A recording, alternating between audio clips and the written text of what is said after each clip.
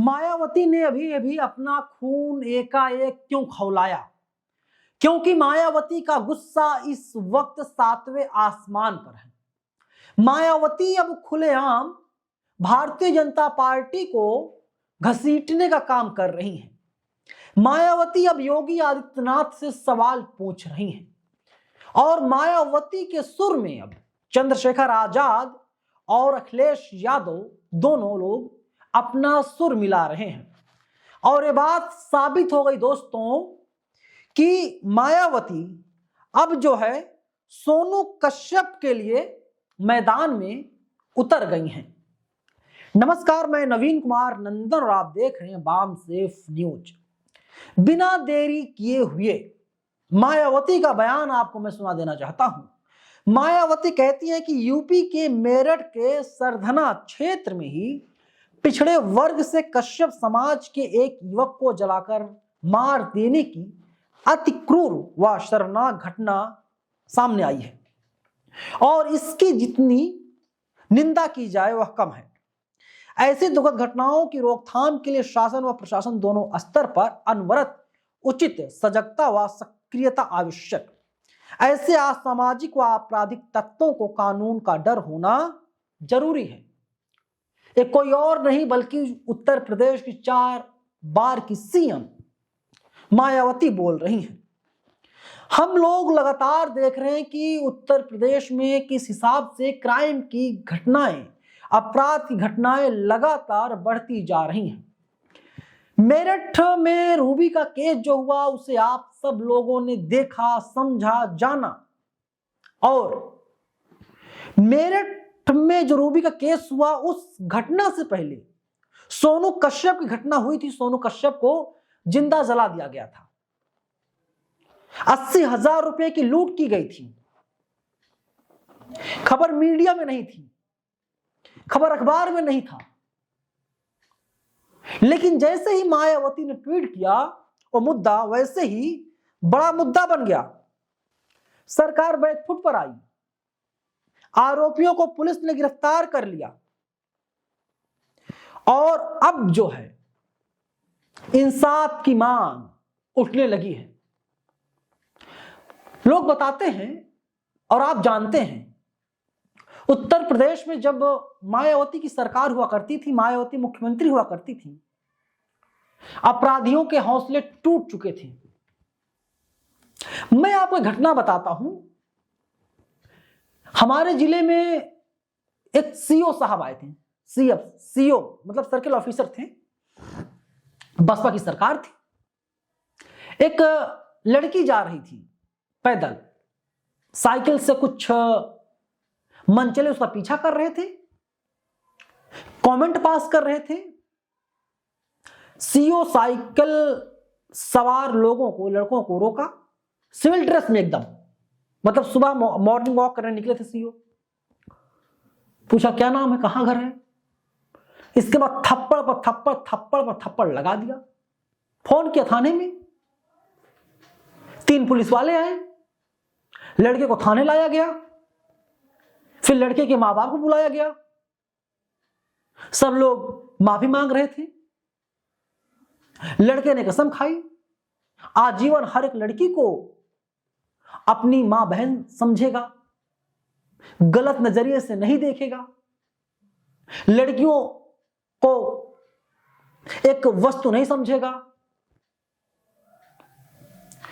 तो इसके बाद लड़के को छोड़ दिया गया और एक घटना नजीर बन गई। मिसाल के तौर पर लोग दाद देते थे उस सर्किल ऑफिसर का। मायावती मुख्यमंत्री थी और इस बात की जानकारी जैसे ही एसपी को लगी, डीएम को लगी कि फलासीओ ने तो ऐसा काम कर दिया, तो बाकायदा उस सीओ को सम्मानित किया गया। बाद में उस सीओ की वाइफ से बातचीत हुई। सीओ की वाइफ ने कहा कि बहन जी की सरकार है, हमको डर लगता है कि पुलिस में हैं, बड़े अधिकारी तो हैं, डीएसपी तो हैं। घर से गए, बाकायदा बढ़िया वर्दी पहन करके हमने प्रेस करवा दिया, धुला दिया, बन ठन के गए और शाम को मुंह लटका कर आ रहे हैं। क्या हुआ? बहन जी ने सस्पेंड कर दिया। तो हम लोग जो हैं वास्तव में काम कर रहे हैं, हम लोग वास्तव में काम कर रहे हैं कि अब बहन बेटियों की इज्जत आबरू पर कोई हाथ ना डाल सके। लोग याद करते हैं मायावती को इसीलिए, और मायावती रुकने और झुकने के मूड में कहीं से दिखाई नहीं दे रही हैं। तो मायावती की सरकार में ऐसे ही होता था। लेकिन आज की कंडीशन क्या है? मुख्यमंत्री जी तो कहते तो हैं लड़की को छेड़ोगे तो अगले चौराहे पर यमराज खड़ा मिलेगा। अब पता नहीं उस यमराज के पास दिल है या नहीं है, और अगर दिल होगा यमराज के पास तो यमराज के अपने भी होंगे कुछ लोग जो करीबी होंगे यमराज के, और अपने लोगों के ऊपर यमराज कार्रवाई नहीं करेगा। मेरठ की घटना होती है, लड़की को अगवा कर लिया जाता, मां को मार दिया जाता है, पुलिस के हाथ खाली रहते हैं कई दिन तक, दबाव बनता है। इसके बाद पुलिस कहती है कि हमने 10 टीमें बना ली हैं, हमने अरेस्ट कर लिया। तो अब जो है सब लोग यही बोल रहे हैं कि अगर यमराज अगले चौराहे पर है तो शायद 2 घंटे का भी वक्त नहीं लगता। एनकाउंटर क्यों नहीं हुआ? बुलडोजर क्यों नहीं पहुंचा? और अगर कोई सलमान होता, कोई शाहरुख होता, एनकाउंटर हो गया होता, हाफ एनकाउंटर तो हो ही गया होता। मतलब मुख्यमंत्री जी से गंभीर सवाल पूछे जा रहे हैं, और मुख्यमंत्री जी की छोड़िए और बड़े वाले नेताजी के पास चलते हैं, गृह मंत्री जी के पास। 16 साल की मासूम गहने लाद करके रात के 12 बजे भी सड़कों पर निकल सकती है।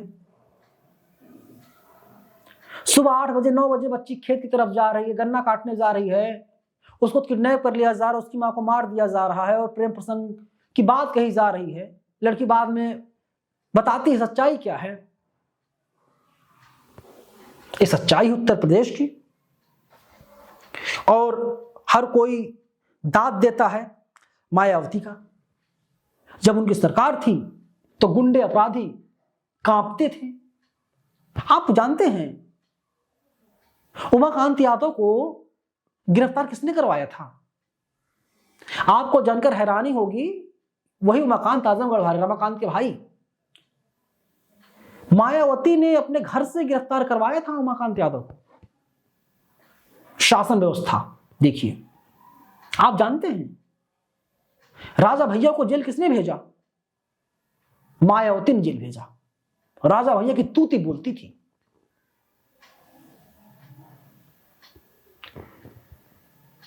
एक आईपीएस ऑफिसर से बात हुई जो अभी जेल में हैं।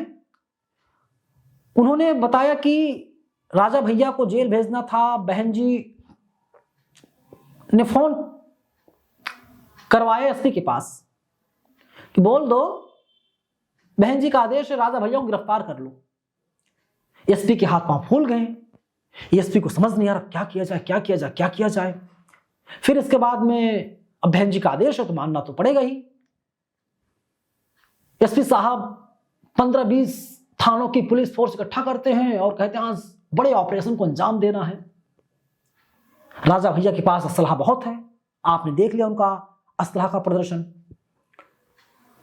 तो फिर इसके बाद में राजा भैया के पास एसपी पहुंचते हैं और कहते हैं कि बहन जी का आदेश आया है आपको अरेस्ट करने का।